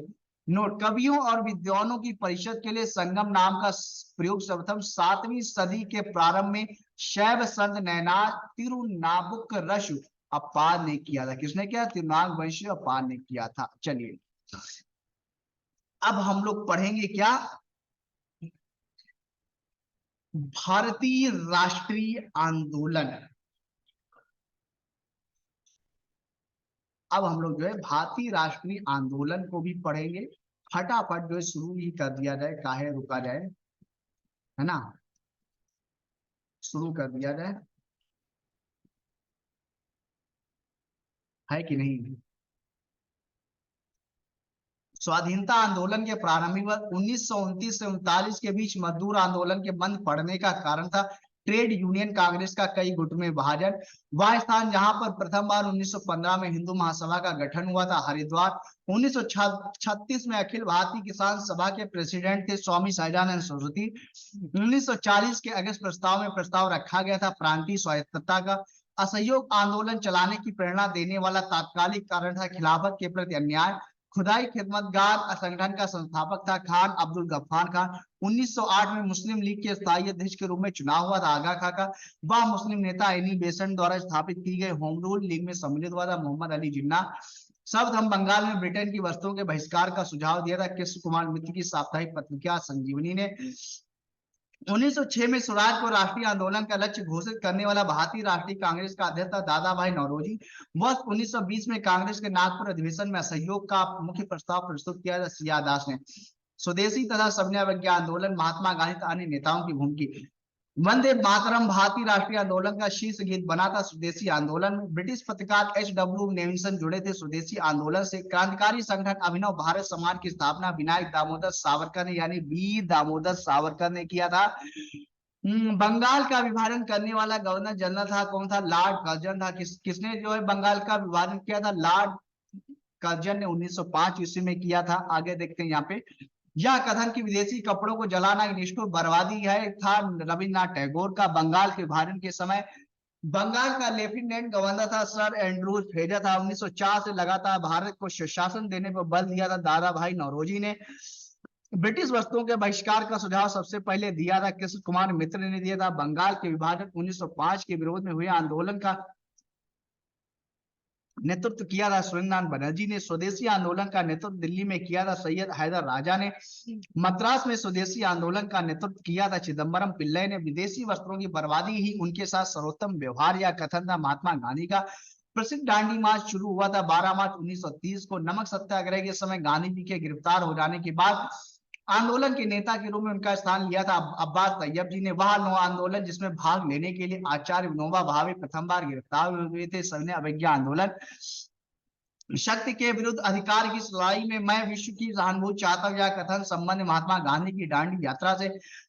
वह प्रांत जिसके सत्याग्रहों की संख्या महात्मा गांधी के दांडी कूच में सर्वाधिक थी गुजरात था। महात्मा गांधी ने दांडी यात्रा किस आदर्श वाक्य के साथ आरंभ की थी? अंत तक लड़ो।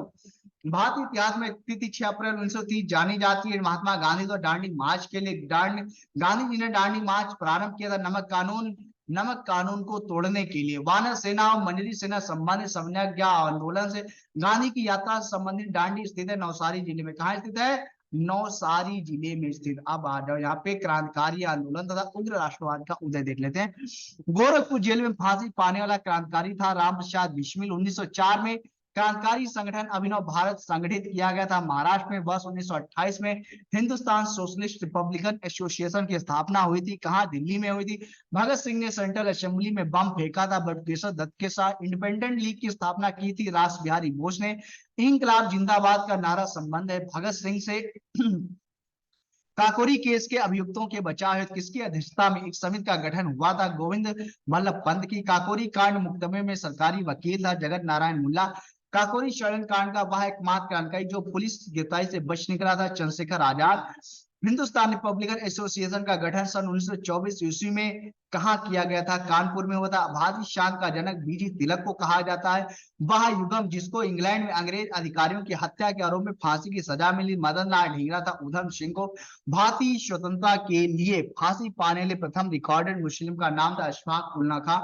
आलोचना और स्वतंत्र चिंतन एक क्रांतिकारी की दो विशेषताएं या कथन था भगत सिंह वह प्रथम भारतीय जिसको पत्रकार के रूप में अपने कर्तव्य निर्वहन के लिए जेल भेजा गया था। बाल गंगाधर तिलक को क्रांति की तलवार विचारों को भरे हुए पत्थर पर तेज की जाती जहां कहा गया था भगत सिंह द्वारा। लाहौर षड्यंत्र मुकदमे के परिणाम स्वरूप फांसी हुई थी भगत सिंह राजगुरु एवं सुखदेव को। कांग्रेस पर अनुनय विनय था विरोध की राजनीति करने का आरोप लगाया था बीजी तिलक ने। प्रथम महायुद्ध के दौरान कहां पर भारत की एक अस्थायी सरकार बनी थी जिसके प्रेसिडेंट राजा महेंद्र प्रताप थे अफगानिस्तान में। गदर पार्टी के नेता लाला हरदयाल थे। गदर पार्टी की स्थापना संयुक्त राज्य अमेरिका में। कनाडा की यात्रा पर निकला एक जलपोर्ट था कौन था? कामागाटा मारू। कौन था? कामागाटा मारू था। आगे पढ़ते हैं यहाँ पे हम स्वराज पार्टी के जनक के गठन में शामिल हुए थे लाला लाजपत राय। महात्मा गांधी के साथ चंपारण सत्याग्रह में भाग लेने वालों में सम्मिलित थे राजेंद्र प्रसाद अनुग्रह नारायण। स्वराज पार्टी के संस्थापक थे सिया दास। देशबंधु के नाम से प्रसिद्ध चित्तरंजन दास। स्वराज पार्टी निर्माण के लिए कांग्रेस के अध्यक्ष पद से त्यागपत्र दिया था वाद सिया दास। स्वतंत्रता पूर्व भारत में किसने केंद्रीय विधानसभा से स्वराज दल का समर्थन किया था? एम ए जिन्ना ने। स्वराज पार्टी से संबंधित थे एम आर जयकर ने। जयकर भारत में साइमन कमीशन के बहिष्कार के मुख्य कारण थे। सभी सदस्य अंग्रेज थे। किसके सुझाव पर भारतीयों को साइमन कमीशन से बाहर रखा गया था? Lord Irwin. Simon commission Bharat की सुबह आया था 1928। प्रथम भारत के लिए औपनिवेशिक स्वराज की मांग की थी तेज बहादुर सप्रू जयकर ने। साइमन गोबैक के नारे का निर्माण किया था यूसुफ मेहर अली ने। फरवरी 1928 में आयोजित सर्वदलीय सम्मेलन के अध्यक्ष थे डॉक्टर एम ए अंसारी। विधायी संशोधन था गवर्नमेंट ऑफ एक्ट इंडिया 1935। वह अधिनियम जिसके द्वारा अंग्रेजों ने अखिल भारतीय संघ को प्रस्तावित किया था भारत सरकार अधिनियम 1935 के अधिनियम के बारे में कहा था एक का जिसमें ब्रेक तो है पर इंजन नहीं। जवाहरलाल नेहरू ने एक संघीय व्यवस्था केंद्र में देश शासन भारत में लागू किया था भारत सरकार अधिनियम 1935 द्वारा। भारत सरकार अधिनियम 1935 को गुलामी का अधिकार पत्र कहा था। यह कथन था जवाहरलाल नेहरू का। वह अधिनियम जिसके द्वारा भारत में संघीय न्यायालय की स्थापना की गई थी, भारत सरकार अधिनियम 1935 के द्वारा। वह अधिनियम जिसके फलस्वरूप बर्मा भारत से अलग हुआ था, भारत सरकार अधिनियम 1935 द्वारा जो है बर्मा को क्या कर दिया गया था, पूरी तरह से अलग कर दिया गया था। भारतीय शासन अधिनियम 1935 के द्वारा स्थापित संघ में अवशिष्ट शक्तियां दी गई थी गवर्नर जनरल को। भारत के संविधान में केंद्र और राज्यों के बीच किया गया शक्तियों का विभाजन। भारत सरकार अधिनियम 1935 की योजना पर आधारित प्रांतीय सरकारों का गठन जिस अधिनियम के तहत किया गया था, भारत सरकार अधिनियम 1935 के तहत। भारत छोड़ो आंदोलन, आजाद हिंद फौज तथा नेताजी सुभाष चंद्र बोस। जिस वर्ष क्रिप्स मिशन जो है भारत आया था 1942। भारत छोड़ो आंदोलन प्रारंभ हुआ 9 अगस्त 1942 बंबई में। 21 वर्ष बंगाल के मिदनापुर जिले में जातीय सरकार की स्थापना हुई थी 1942 में। हम भारत को या तो आजाद कराएंगे अथवा आजादी के प्रयास में दिवंगत होंगे, यह कथन जुड़ा है भारत छोड़ो आंदोलन से। आजादी लगभग हमारी पहुंच में, हम इसे कसकर पकड़ लेना है, हमें इसे कसकर पकड़ लेना, कथन है महात्मा गांधी का। जब भारतीय राष्ट्रीय कांग्रेस ने भारत छोड़ो प्रस्ताव पारित किया, उस समय कांग्रेस अध्यक्ष मौलाना अबुल कलाम आजाद थे। 8 अगस्त 1942 को कांग्रेस ने भारत छोड़ो आंदोलन की घोषणा की थी बंबई में। भारत छोड़ो आंदोलन के संदर्भ महात्मा गांधी को बंदी बनाया गया बंबई में। उत्तर प्रदेश का वह जनपद जिसमें भारत छोड़ो आंदोलन के दौरान समानांतर सरकार की स्थापना की गई थी, बलिया में। भारत छोड़ो आंदोलन के दौरान जेल से फरार होकर भूमिगत गतिविधियों को संगठित किया था, वह थे जयप्रकाश नारायण थे। यहाँ भारत में एक क्रांति होने जा रही और हमें जल्दी से चले जाना चाहिए, यह कथन यह कहा था सर स्टेफर्ड क्रिप्स ने कहा था। किसने कहा था इसको? सर स्टेफर्ड जो है क्रिप्स ने जो है इसको कहा था। अगला देखते हैं यहाँ पे अमेरिकी पत्रकार जो महात्मा गांधी के भारत छोड़ो आंदोलन के दौरान उनके साथ था, नाम था लुई फिशर। वह आंदोलन जिसमें महिलाओं की भागीदारी सर्वाधिक मानी जाती, भारत छोड़ो आंदोलन करो या मरो का आह्वान था। भारत छोड़ो आंदोलन के दौरान आईएनए के अधिकारियों पर मुकदमा चलाया गया था लाल किला दिल्ली में। गांधी जी को सर्वप्रथम राष्ट्रपिता कहकर संबोधित किया था सुभाष चंद्र बोस ने। आजाद हिंद फौज दिवस मनाया गया था 12 नवंबर 1945 को। सुभाष चंद्र बोस ने सिंगापुर में स्वाधीन भारत की सरकार गठित की थी 21 अक्टूबर 1943 में। सुभाष चंद्र बोस को देश नायक कहा था रविन्द्रनाथ टैगोर ने। आजाद हिंद फौज का वह सैनिक जिसको 7 वर्ष के कारावास का दंड दिया गया था, राशिद अली। भारत की मुक्ति महात्मा गांधी के नेतृत्व में नहीं होगी, यह लिखा था सुभाष चंद्र बोस ने लिखा था। नेताजी सुभाष चंद्र बोस का जन्म जिस नगर में हुआ था वह है कटक। तुम मुझे खून दो मैं तुम्हें आजादी दूंगा, नेताजी सुभाष चंद्र बोस का कथन है। वह भारतीय क्रांतिकारी जिसने सुभाष चंद्र बोस को इंडियन नेशनल आर्मी के गठन में सक्रिय सहयोग दिया था, रास बिहारी बोस ने। दिल्ली चलो नारा दिया था किसने? सुभाष चंद्र बोस ने। किसने दिया था? सुभाष चंद्र बोस ने दिया था। चलिए,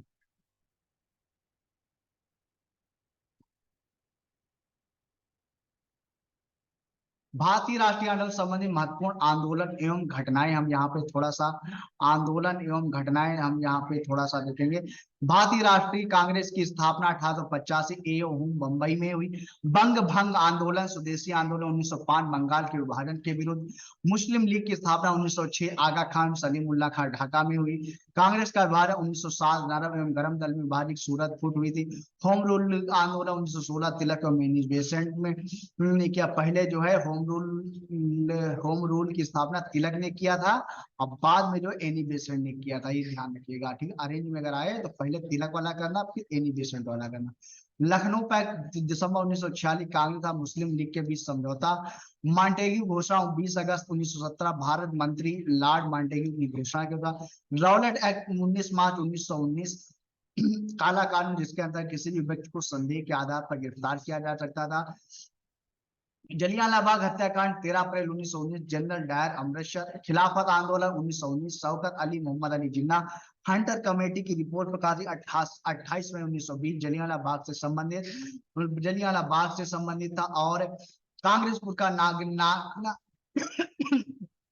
कांग्रेस का नागपुर अधिवेशन दिसंबर 1920 असहयोग आंदोलन का प्रस्ताव पारित किया गया था। अगला देखते हैं यहीं पे हम।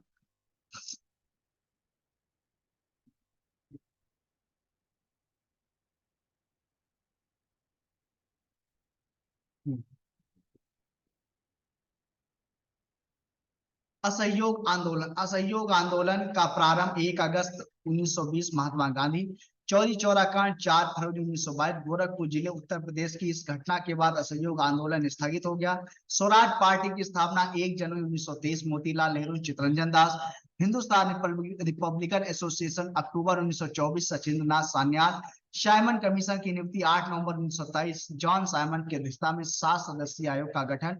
साइमन कमीशन का भारत आगमन 3 फरवरी 1928 भारत में लाला लाजपत राय के नेतृत्व में विरोध एवं उन पर लाठी प्रहार। नेहरू रिपोर्ट अगस्त 1928 पंडित मोतीलाल नेहरू अध्यक्ष। बारदोली सत्याग्रह अक्टूबर 1928 गुजरात के किसानों का लगानबंदी के विरोध में सरदार वल्लभ भाई पटेल के नेतृत्व में आंदोलन।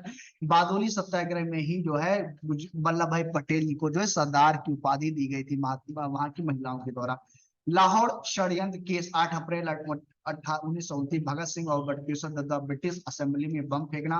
कांग्रेस का लाहौर अधिवेशन दिसंबर 1929 पूर्ण स्वाधीनता का प्रस्ताव। स्वाधीनता दिवस की घोषणा 2 जनवरी 1930 26 जनवरी को स्वाधीनता दिवस के रूप में मनाने की घोषणा। नमक सत्याग्रह 12 मार्च 1930 से 5 अप्रैल 1930 तक महात्मा गांधी के द्वारा साबरमती आश्रम से डांडी जाकर नमक बनाकर नमक कानून का उल्लंघन करना था। क्या था? नमक कानून का उल्लंघन करना था। अगला देखते हैं, यहाँ पे हम देखेंगे यहाँ पे सविनय अवज्ञा आंदोलन 6 अप्रैल 1930 से सविनय अवज्ञा आंदोलन की शुरुआत। प्रथम गोलमेज सम्मेलन 12 नवंबर 1930 महात्मा प्रधानमंत्री मैकडोनाल्ड की अध्यक्षता में लंदन में आयोजित। गांधी इरविन समझौता 4 मार्च 1931 महात्मा गांधी और वायसराय इरविन के मध्य संपन्न था। इरविन सविनय अवज्ञा आंदोलन स्थगित करने की घोषणा। द्वितीय गोलमेज सम्मेलन 7 सितंबर 1931 गांधी जी ने सम्मेलन में भाग लिया। कम्युनल अवार्ड सांप्रदायिक पंचायत 16 अगस्त 1932 मैकडोनाल्ड द्वारा पृथक प्रतिनिधित्व प्रदान करना। पूना पैक्ट येरवादा सेंट्रल जेल में 24 सितंबर 1932 गांधी जी और डॉक्टर अंबेडकर बीच एक समझौता जिसके सांप्रदायिक पंचायत में दलितों के लिए प्रांतीय विधानसभा में पृथक निर्वाचन प्रणाली को समाप्त कर उनके लिए 71 के बदले 148 स्थान सुरक्षित रखे गए। तृतीय गोलमेज सम्मेलन 17 नवंबर 1932 में कांग्रेस ने भाग नहीं लिया। कांग्रेस सोशलिस्ट पार्टी का गठन मई 1934 जयप्रकाश नारायण, मीनू मसानी और एस.एम. जोशी ने किया था। फॉरवर्ड ब्लॉक का गठन 1 मई 1939 सुभाष चंद्र बोस ने किया। मुक्ति दिवस 22 दिसंबर 1939 मुस्लिम लीग के द्वारा कांग्रेस मंत्रिमंडलों के त्याग पत्र देने पर जो है मनाया गया था।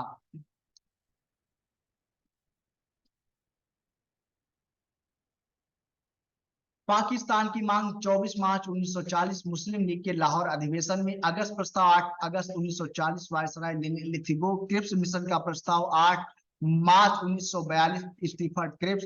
भारत छोड़ो प्रस्ताव 8 अगस्त 1942 महात्मा गांधी। शिमला सम्मेलन 25 जून 1945 सभी राजनीतिक दलों का सम्मेलन था इसमें।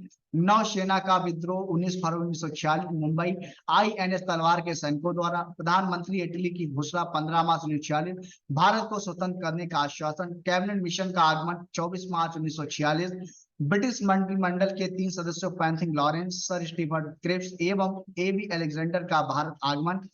कैबिनेट मिशन योजना का प्रकाशन 16 मई 1946 को हुआ था। प्रत्यक्ष कार्यवाही दिवस 16 अगस्त 1946 मुस्लिम लीग द्वारा। अंतरिम सरकार की स्थापना 2 सितंबर 1946 नेहरू प्रधानमंत्री बने थे। माउंटबेटन योजना 3 जून 1947 वायसराय माउंटबेटन ने भारत विभाजन की योजना रखी थी। स्वतंत्रता की प्राप्ति 15 अगस्त 1947 भारत संविधान अधिनियम द्वारा क्या हुआ था? भारत संविधान अधिनियम द्वारा, ठीक है, ध्यान रखिएगा, स्वतंत्रता की प्राप्ति। भारतीय गणतंत्र की स्थापना 26 जनवरी 1950 डॉक्टर राजेंद्र प्रसाद प्रथम राष्ट्रपति हुए थे।